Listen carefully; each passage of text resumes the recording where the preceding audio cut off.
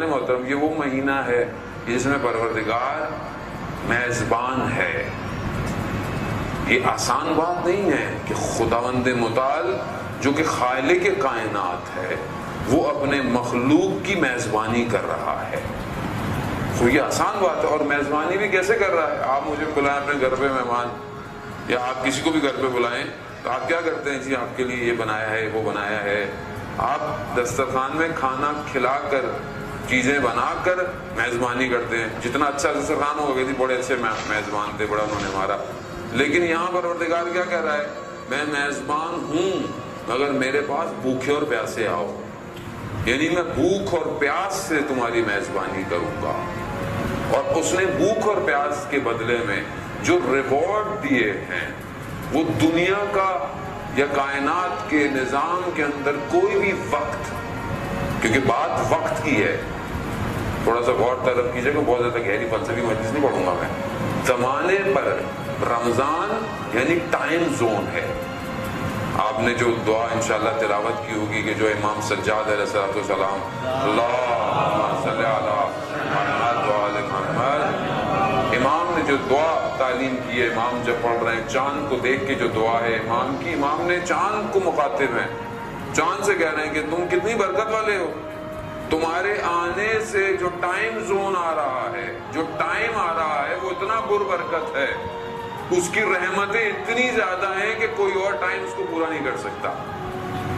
آپ الفاظ پہ اہل بیت کی غور کریں. ہم نے تو اہل بیت کو صرف اپنی منت ماننے کے لیے رکھا ہے، باقی تو ہمارا ان سے کوئی تعلق ہی نہیں. انہوں نے پڑھا کیا، بتایا کیا، زندگی کیا ہے.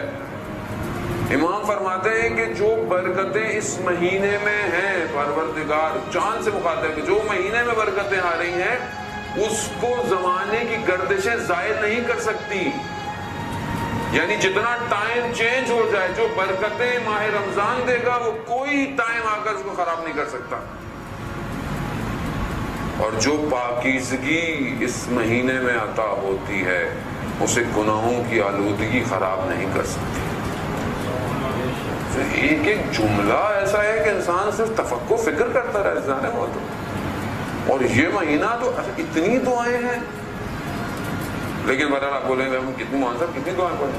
صبح کی دعا ہے، شام کی دعا ہے، رات کی دعا ہے، دن کی دعائیں ہیں. جتنا پڑھ سکیں، جتنی توفیق ہو.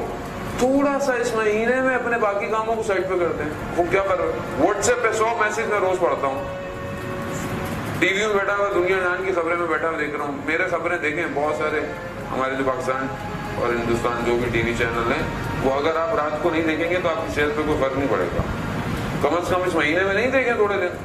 ویسے میرے دیکھنے سے کون سی دنیا کی سیاست میں تبدیلی آ جاتی ہے؟ تو میرا بلڈ پریشر ہی خراب کر رہا ہے اور کچھ بھی نہیں ہونے والا. اور ملک کو تو ویسے بھی کچھ نہیں ہوا ان ٹی وی اور ٹاک شو اور پرائم شو سے. صرف اگر کسی کو فائدہ ہوا تو اینکروں کو فائدہ ہوا، وہ امیر ہو گئے، باقی کسی کو کچھ نہیں ہوا.